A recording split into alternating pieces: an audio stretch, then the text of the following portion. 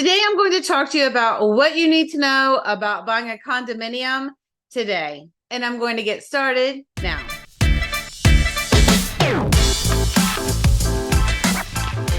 Hey everyone, my name's Jamey Prezzi. I'm a real estate agent in Miami-Dade and Broward counties. I work with my husband, Ognjen Prezzi, and our team. Today, I'm going to talk to you about what you need to know about buying a condominium in Miami Beach now. But first, before I get started, if this is your first time here, hit that subscribe button so you never miss another update. We do put out new videos every week. Also, use the link in our information box and download our free guides today. There's a great buyer and relocation guide there. It's about 43 pages long. I think you'll find it super helpful. Also, if you'd like to schedule a buyer consultation, let us know, and I am more than happy to schedule that with you. Okay, let's get started. So I want to go over just a few quick points about what we're going to talk about today. I'm going to talk about Miami versus Miami Beach, financing, condo fees, rules and regulations, inspections, unexpecteds, time to close, and some bonus tips. One of the most important things about buying a condominium on Miami Beach is to know that Miami Beach is very different than Miami. Miami and Miami Beach, they're both in Miami-Dade County. But Miami Beach is on a barrier island off the coast of Miami. And because of that, often the real estate on Miami Beach is a little bit more expensive. The maintenance to maintain these properties can be a little bit more.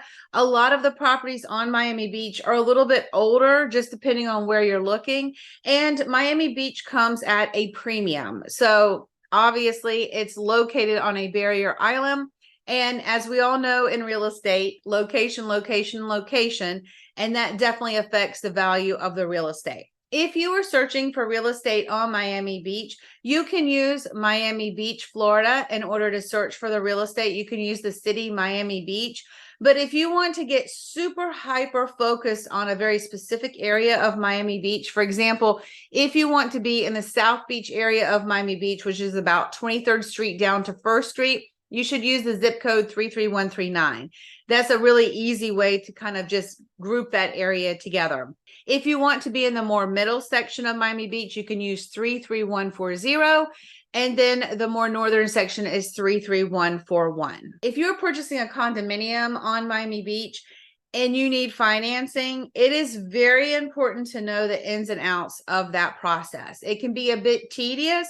We do it every single day. We've done it for many years, so we know a lot of the pitfalls to avoid, but you have to be laser focused in on what you are buying, especially if you need financing, mainly because the lender will not only qualify you as a borrower, but they will also qualify the building. And these building details are fluid. For instance, a lot of the things that they look at can change from month to month. So you have to work with experts and people who know what they're doing so that they can best guide you so you don't waste a lot of time. One thing that's very important to do is to work with a lender who knows what they're doing so that they can also guide you and they can mitigate any issues, and they're making sure that they're following their underwriting team so that they get that building reviewed very quickly when you're under contract. You don't want to leave that to the last minute. Unfortunately, sometimes lenders, they just want to please you and they want to make you happy, and they will say yes, yes, yes. And then at the end, they'll end up pulling the deal because the building doesn't qualify. If you are buying in a building and you look over the history of the closed sales of that building, and a lot of those sales are not happening with financing, they're mostly cash purchases, it's important to ask why and dig deep. That's why you need to rely on the help of an experienced agent to guide you through this process, because there's no reason to waste time on buildings if there's situations going on in that building that do not allow for financing. That's a very deep discussion that we always have at buyer consultations, but it's just important to understand that these are issues that come up when you're buying a condominium in our area. Another thing that sometimes we see some seller agents do is they may ask for a proof of funds or a pre-approval letter in order to show a property. And that's because they just don't want a lot of people through the property, just, looking at the property. They want to make sure that you are a serious buyer. If you don't have that document, it's better to go ahead and have that on hand. Also, we need that for putting in offers and also working through some of the details that I need to know when it comes to purchasing a condominium, especially the building and what's going on inside the building and the loan type that you're getting. All of these little details are super important, especially when buying a condominium with financing. Another thing that people are not aware of sometimes is that we need the pre-approval letter because we need it in order to properly prepare an offer with the financing contingency. This is an example of a sales contract. It may or may not be the one that is used for your offer, but I just wanted to show this as a quick example. So you can see here, it says this contract is contingent upon how many days, and then it asks about the type of loan, interest rate, how long you need to get the approval.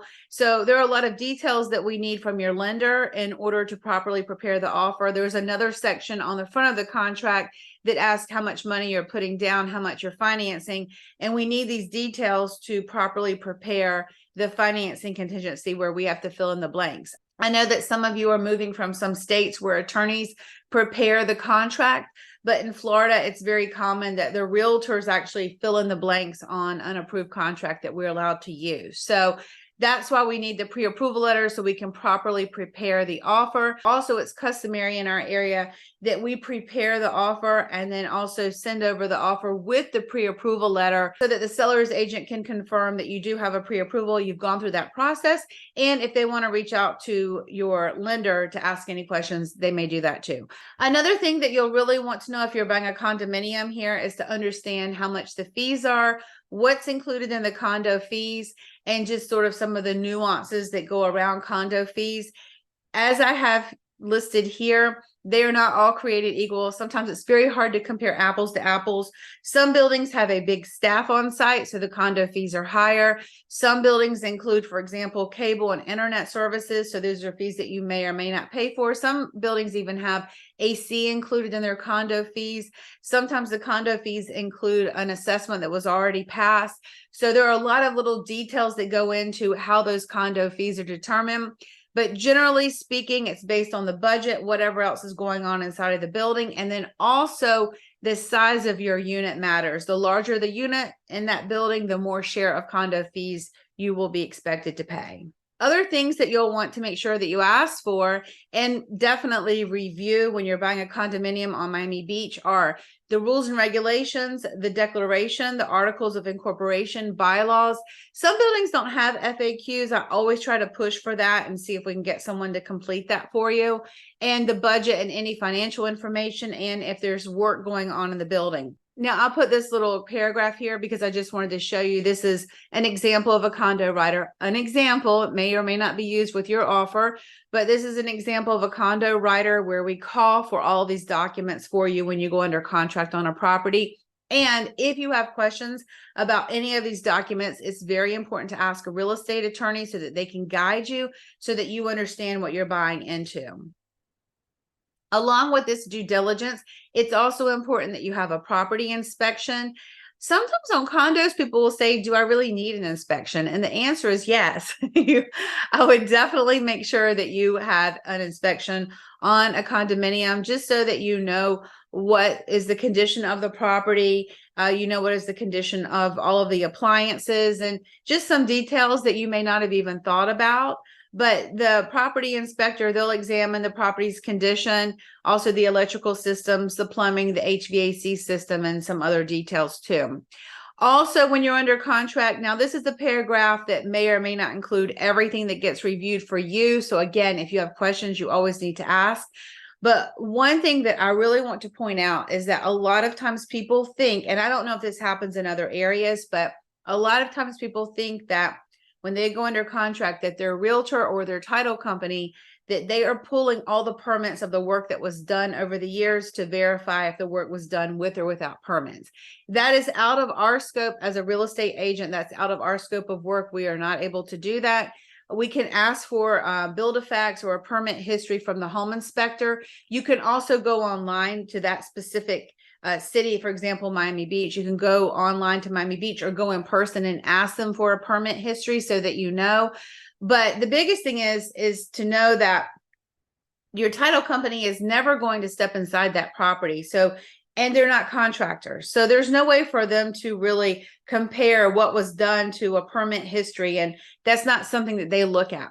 Now, if you've asked them to, they will look at open permits or expired permits or to see what's going on with that type of issue on the property.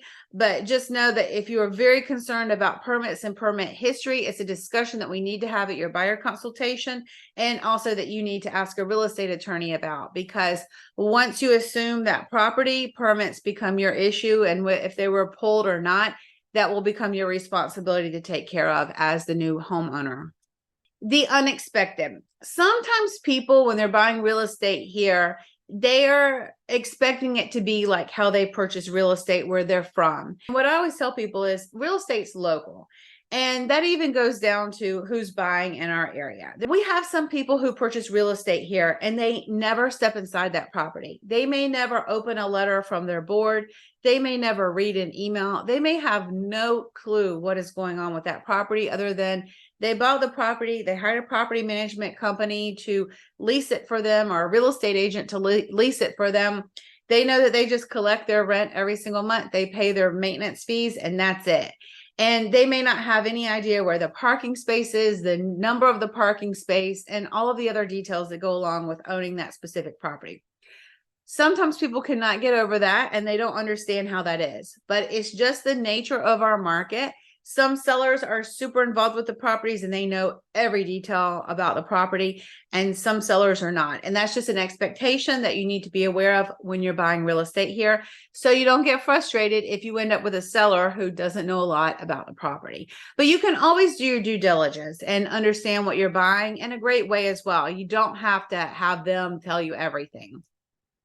And sometimes you don't want them to, because sometimes they're wrong.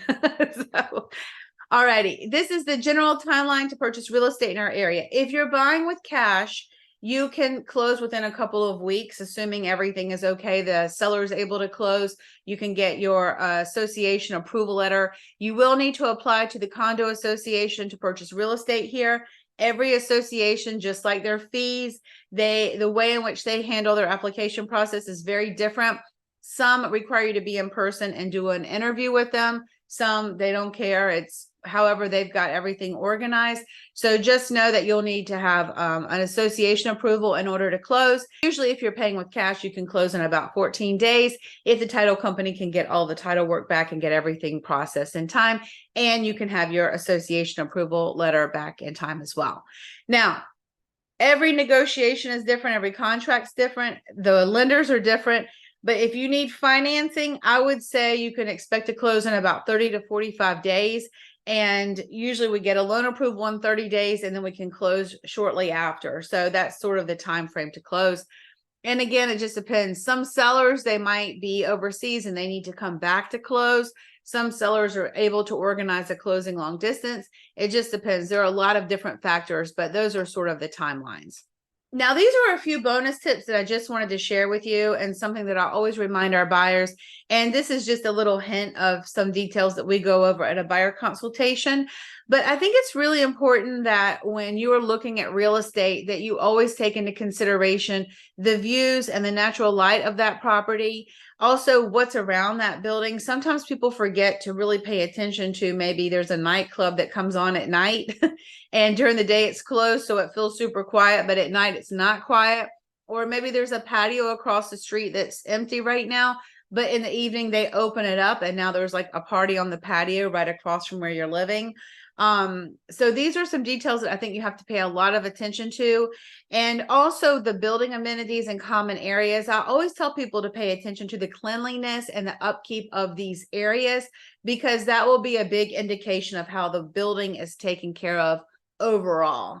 Maybe if they're doing some major construction, maybe it's not in the best shape right now, but if the building is not in good shape and that's how it looks every single day, then, you know, you'll want to definitely take that into consideration, because you're buying in a building with a lot of people and the way that they take care of the building may not be up to your standards.